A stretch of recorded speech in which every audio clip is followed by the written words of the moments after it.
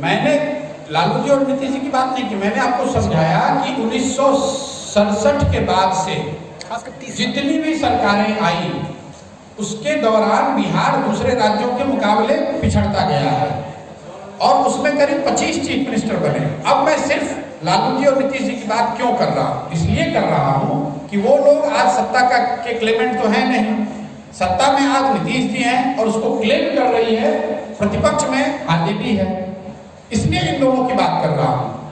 ऐसा नहीं है कि मेरा इन दोनों के प्रति कुछ विद्वेष है, मैं कह रहा हूँ कि बिहार की जो आज बदहाली है इसके लिए 70 के बाद की सारी सरकारों पर आप दोषारोपण कर सकते हैं, लेकिन 70 से 90 के बीच में जो राजनीतिक लोग थे, जो राजनीतिक दल थे, वो आज दावा नहीं कर रहे हैं सत्ता का। सत्ता पर दावा कौन कर रहा है?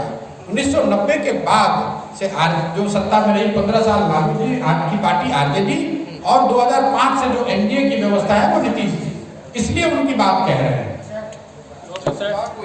कि कांग्रेस से बात नहीं बनी तो जिसको लेकर आप बिहार में अपने जमीन तलाशने के लिए निकल गए। बिल्कुल, देखिए मेरा जो स्वभाव है, मैंने जैसा आपको बताया 2 मई 2021 को बंगाल और तमिलनाडु के इलेक्शन जीतने के बाद मैंने ये पब्लिकली घोषणा करी कि मैं ये काम अब आगे नहीं करूंगा। मैंने पहले ये कहा था कि अगर मैं हार जाऊंगा तो छोड़ दूंगा, अगर बीजेपी को 100 से ज्यादा सीट आ जाएगी तो मैं छोड़ दूंगा। लेकिन जीतने के बाद मुझे ऐसा लगा कि अब उस जो काम मैं करता था उसमें कुछ बहुत बड़ा करने के लिए बाकी नहीं है। 1 साल तक मैंने सारे ऑप्शंस को एक्सप्लोर किया। ये मेरा स्वभाव है कि जब भी मैं निर्णय लूं तो उससे पहले जितने भी ऑप्शन अवेलेबल हैं या हो सकते हैं उनको जांच लूं, परख लूं, सोच के समझ के उसके बाद ही निर्णय लेता हूं। सब करने के बाद ये निर्णय लिया है कि बिहार में आना है और एक नई राजनीतिक व्यवस्था बनाने में अपनी पूरी ताकत उसमें लगानी है। अगर मैं कोई राजनीतिक व्यवस्था बनाना चाहता हूं तो महात्मा गांधी की जो कांग्रेस थी, जो आजादी से पहले जो कांग्रेस थी, वो व्यवस्था यहाँ बनाना चाहता हूँ। उस तरह की एक लोकतांत्रिक व्यवस्था बनाना चाहता हूँ, एक लोकतांत्रिक प्लेटफॉर्म बनाना चाहता हूँ। ये आम आदमी पार्टी से इंस्पायर्ड नहीं है, ये महात्मा गांधी की जो कांग्रेस थी आजादी से पहले, इसलिए मैंने आपको एक एग्जाम्पल भी दिया। वो व्यवस्था में फिर से बिहार में क्रिएट करना चाहता हूँ। और क्यों बिहार में करना चाहता हूँ? इसलिए नहीं सिर्फ कि मैं बिहार का हूँ, इसलिए कि यहाँ उसकी सबसे ज्यादा जरूरत है। और दूसरी जो सबसे बड़ी बात है कि बिहार में चाहे जितनी कमियां हों, बिहार के लड़कों को एक बात राजनीति की समझ खूब है, चाहे पढ़ाई किया हो न किया हो, चाहे उसको बिजनेस और नौकरी की समझ हो चाहे नहीं, राजनीति यहाँ के लोगों को खूब आती है। अगर उनको मैं मेहनत करूं, उनको उनका चुनाव करूं, उनको सिखाऊं, उनके साथ मिलकर काम करूं तो एक बहुत बड़ी संख्या में लोग जुड़ सकते हैं। उनको सिखाया समझाया जा सकता है कि एक लोकतांत्रिक दल का गठन कैसे किया जा सकता है और उस दल को लोकतांत्रिक तरीके से कैसे चलाया जा सकता है, जिसमें हर वो व्यक्ति जो जुड़कर कुछ प्रयास करना चाहता है उसके क्षमता के मुताबिक उसको अवसर मिले। मेरे सॉफ्ट कॉर्नर में सिर्फ और सिर्फ बिहार का वो आदमी है जिसको राजनीति करनी है, जिसको बिहार को सुधारने के लिए राजनीति में आना है। मैं अपनी ताकत, बुद्धि, शक्ति, संसाधन उन सब व्यक्तियों के पीछे लगाना चाहता हूँ जो राजनीति में आना चाहते हैं और आकर बिहार को सुधारने की दिशा में अपना कुछ योगदान करना चाहते हैं। लेकिन अभी की व्यवस्था में उनको जगह नहीं बैठा दी गई है आपके और हमारे दिमाग में। जैसे आपको बताते हैं, हम लोग जब बिहार से बाहर जाते हैं, आप जितने बड़े आदमी हो बिहार के, आपको बताता है कि बिहार का आदमी मतलब बेवकूफ, बिहारी मतलब बेवकूफ। हम लोग सब बेवकूफ तो नहीं है, लेकिन आपको बैठा दिया गया ऐसा कि बिहारी मतलब बेवकूफ। देश में 40% जिलों में डीएम और एसपी में एक लड़का बिहार का है। जितनी तकनीकी संस्थाएं हैं पूरे बिहार में, पूरे देश में, उसमें 20 से 25% पढ़ने वाले और पढ़ाने वाले दोनों बिहार के हैं। लेकिन आप बाहर जाइए तो ऐसे बताते हैं लोग बिहारी मतलब बेवकूफ। हम लोगों को भगवान की कृपा से बहुत ऊंचे स्तर पर भी काम करने का मौका मिला है, फिर भी यही बताते हैं बिहारी मतलब बेवकूफ। वो सच्चाई नहीं है। ऐसे यहाँ लालू जी की सरकार आई, राजनीतिक स्थिरता आई, लेकिन उनका एजेंडा सामाजिक न्याय का था।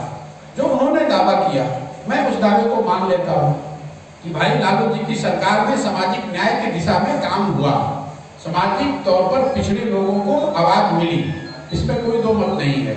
लेकिन उसका दूसरा पहलू यह है कि जो आर्थिक विकास था लॉ एंड ऑर्डर था, उसको लेकर जो बिहार में हुआ वो भी आपके और हमारे सामने है।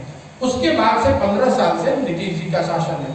नीतीश जी के शासन में विकास हुआ है, इससे कोई इनकार नहीं करता है, लेकिन मैं तो बात बताने की कोशिश कर रहा हूँ कि इस 30 साल के सामाजिक न्याय 15 साल और उसके बाद नीतीश जी का 15 साल न्याय के संग विकास के शासन के बाद भी आज बिहार देश का सबसे गरीब, सबसे पिछड़ा राज्य है।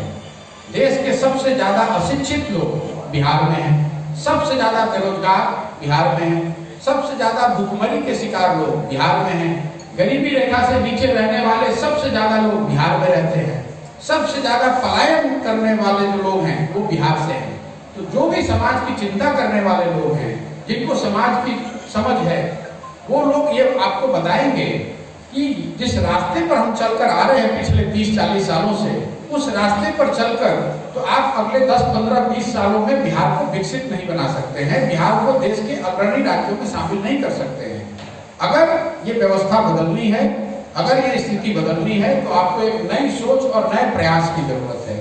और वो नई सोच और नया प्रयास किसी एक व्यक्ति और दल का नहीं हो सकता है, वो सिर्फ और सिर्फ बिहार के लोगों का हो सकता है।